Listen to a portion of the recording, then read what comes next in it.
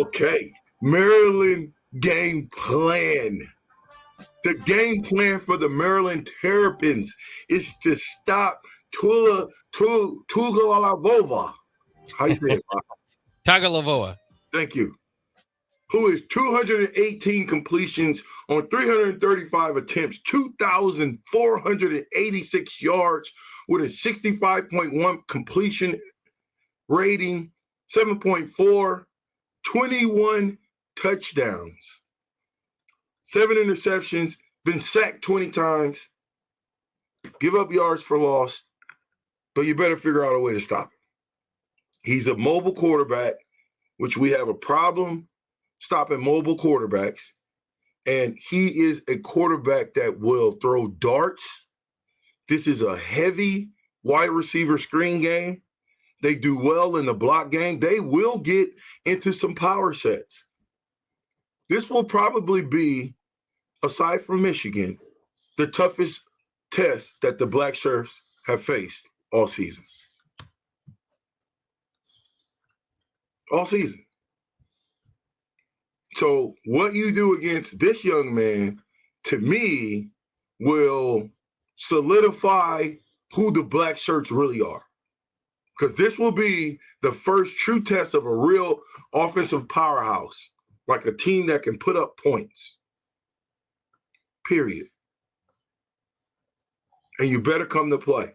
You better be able to tackle in space. Because where these guys make their money is they catch little dunks, little dukes, little screens, all types of little short routes, and they convert them into bigger plays. You got to wrap up, and you got to play disciplined football. You cannot afford, I don't think, to play a prevent defense in the secondary. You have to be aggressive, and you're going to have to get hands on these guys and know what you're doing and play lights out football. 11 hats on the ball. Period. They've got a running back in Roman Hemby, who is a big back, big guy, 441 yards on 93 carries, averaging 4.7 yards a carry, 4 touchdowns on the season. Big back. Guy that's got good vision, can see. You got to get him around his legs. Somebody's got to take him out low. Period. Wide receivers. I think this is where they really excel. They got Ja'Shawn Jones, Caden Prather, Ty Felton, and the tight end is Corey Dyches, and their running back, the Roman Hemby, he gets a lot of balls in the wide receiver game, whether that's check downs, all that stuff. I mean, their guys are averaging over 8 yards, 8 yards of reception, probably more than that. I didn't look at the average on that. But Ja'Shawn Jones, 521. Caden Prather, wide receiver, 484 yards, 5 touchdowns. Ja'Shawn Jones has 4 touchdowns. Ty Felton, 4 touchdowns, 469 yards. Tight ends got 361 yards. I asked you, Bach. The running back has 231 yards receiving. There's another receiver has 190 yards, and then a bunch of guys with a bunch of something. Who's our leading receiver? Our leading receiver is Thomas Fidone. How many catches does he have? Don't have it right in front of me, but I wouldn't guess more than 20. Look it up. I don't know if it's more than 10. I know, because I looked at it earlier. They have 5 players with more yards than what Nebraska's top receiver has. And 2 of those players, as you mentioned, one's a tight end, one's a running back. So 3 wide receivers. Now, Nebraska is one of the worst passing offenses in the nation as far as numbers go. So, that is one thing. And Maryland leads the Big Ten in passing and touchdowns and all that. So it's a bit of a clash of styles. But, yeah, they definitely have the edge as far as yards receiving. Yeah, I'm not even looking at offense for Nebraska right now, because that's a different conversation for later on in the show. I'm just talking now, Black Shirts. The big test is the Black Shirts stopping this offense. It didn't have anything to do about our Nebraska's offense this week as far as us throwing the ball down the field. If we're dumb enough to throw the ball down the field against a defense that's built to stop the pass, well, not necessarily, but their strength is stopping the pass. We can't keep doing it and expect to win games. Maryland is not a good defensive team as far as on the ground. They bust, they give up big plays, but it's not about the Maryland defense right now. It's about the Maryland offense. Okay. Well, yeah. So just to follow up, Thomas Fedoni does lead Nebraska as far as receiving yards with 219 yards receiving, as well as in touchdowns with 4. As far as reception, actually, Billy Kemp's the only one over 20 with 21 receptions for 216 yards. So that's Okay, kind of compares. they've got 1, 2, 3, 4, 5, 6 guys that've got 20 catches or more. They've got 1, 2, 3 guys that's got more than 4 touchdowns in the pass game. I'm talking. And then you got to think 200 yards. There's 1, 2, 3, 4, 5, 6 guys. Well, one's got 190, but I'm gonna throw him in there too. There's 6 guys with 200 or more yards receiving. What that says is they spread the ball around. He does a good job of not just having one big play guy, but he gets the ball to who? The open receiver. And we have had a problem. Last week taught me this. We lose these guys, like when you get to the second, third, fourth option, we start losing them. The linebackers this week have got to do a better job of getting in their drop. They cannot waste time with bad eyes, bad angles, bad drops. You got to keep your eye on that quarterback, especially if it's zone. Get to your drops, and the quarterback will tell you where the ball is going. We should be getting picks. But it's going to have to be sound football. They're going to have to get so many hats and contain say his name again? Talia Tagovailoa.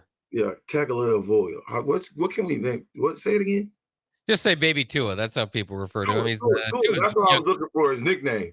Yeah. So Baby Tua, you better figure out a way to contain him and get hats on him because, number one, he's a leader. Number two, he's a doggone good quarterback. Any quarterback that's hitting 65% of their passes, you got to be a good quarterback.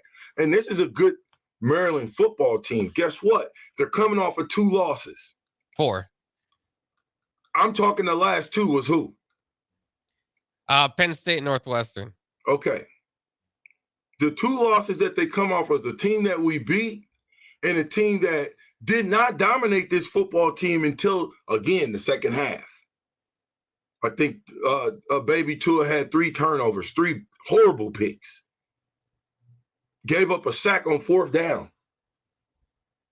So I'm not saying that this is a beatable team, but they are a good football team. This will be the best football team that we've faced, I'm telling you, in a long time on offense. We will get challenged. You will not be able to just say, oh, we're just going to line up and we're not going to give them any rushing yards and that's going to work, because they're not really looking to necessarily rush the ball, if that makes sense. They're looking to pass the ball down the field. So, defensively, you want to talk who is Maryland on defense? Because I gave you who they are on offense. Let me give you team stats real quick so you guys are set up on team. Bach, give me a guess. How much you think Maryland is average a game? For what's that? Average scoring the game. I know the last 4 games it's 20.75, so that helps Nebraska because they've been struggling in that losing streak. But overall, I mean, they started off early pretty well. I'd probably go about 29 points. 30. Good guess. 30 points a game. And you got to think the law of averages, they're averages for a reason. You got good scores, like the GPA. You got bad scores, and all those scores add up to be your GPA score. So 30.7. If that's the case, let's just say averages pan out. That means Nebraska's offense is going to have to do what? Play better than they usually do because they average about 20 points per game. They're going to have to score points. Yeah. To beat Maryland. I look for this to be a little bit of a high-flying game because Maryland, like I said, they're not a huge disciplined football team. If you mix it up and give them some good play action, and you run the ball at them, you make an effort to run the ball, okay? Not out of shotgun, out of I formation, out of some type of power set where you got your fullback in with a tight end, 2 tight end sets, something that's going to threaten this defense, because what I saw in Penn State, they just kept hitting them. They just kept hitting them. They just kept hitting them. Then before you know it, guys were running wide open. Running backs running wide open. Receivers running wide open. So how do you beat a football team when you're trying to scout them? You watch the games that they played before you play them. You see how they line up against the formations that you run out of the 8 or 9 games that these guys played, the offenses that run your exact same play, and you find out how that defense played against them. And you figure out what worked, what didn't work.